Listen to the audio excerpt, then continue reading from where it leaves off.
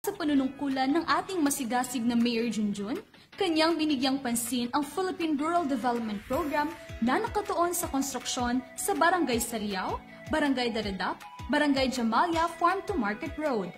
Ito ay pinaglaanan ng kaukulang budget na 159,763,999.99 na maisakatuparan upang mabigyang daan, matulungang mapadali, mapagaan at maging tulay ng mga magsasaka para sa transportasyon ng kanilang produkto patungong sentro ng kalakalan. Ang proyektong ito ay naghatid ng ginhawa sa humigit kumulang 16,000 households.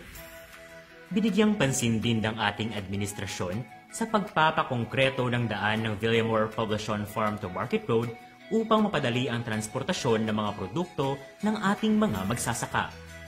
Konkreto ng daan sa Barangay Daradap Farm to Market Road na umabot sa 760 meters. Pagpapakongkreto ng daan sa Barangay Dukay Farm to Market Road na umabot sa 840 meters. Pagpapakongkreto ng daan sa Barangay Marquez Farm to Market Road na umabot sa 960 meters.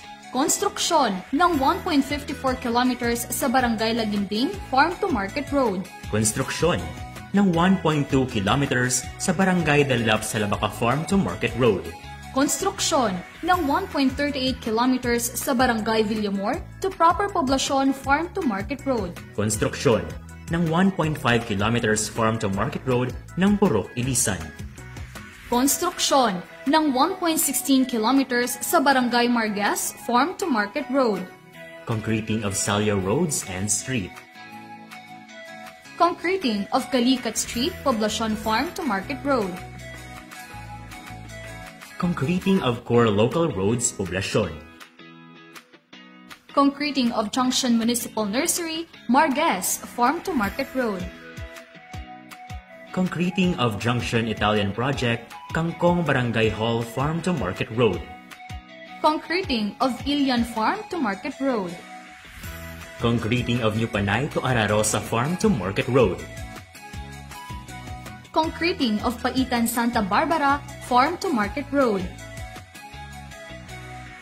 Concreting of Magsaysay INC, Barangay Hall Farm to Market Road. Concreting of Farm to Market Road at Barangay Marquez. Dagdag pa rito, hindi may tatanggi ang koneksyon ng ating mahal na mayor sa Malacanang dahil sa buong bansa, tayo ang may pinakamalaking budget sa Local Government Support Fund at ang nag-iisang pinaglaanan sa probinsya ng Sultan Kudarat. Kung kaya't, nagkaroon ng dagdag na proyekto na patuloy na isinasagawa sa ating bayan at ito ang sumusunod. Concreting of Farm to Market Road in Barangay Daradap. Concreting of Farm to Market Road in Barangay Salabaca. Construction of Municipal Plaza Fountain and Gate. Ito ay may kaukulang budget na umabot sa 150 million pesos. Ang pagpapakongkretong ito ay may kabuuan na 46.31 kilometers. Maliban pa rito, kanyang binigyang tuon ang pagpapaayos ng irigasyon sa sumusunod. Rehabilitasyon ng Panaskangkong Communal Irrigation System.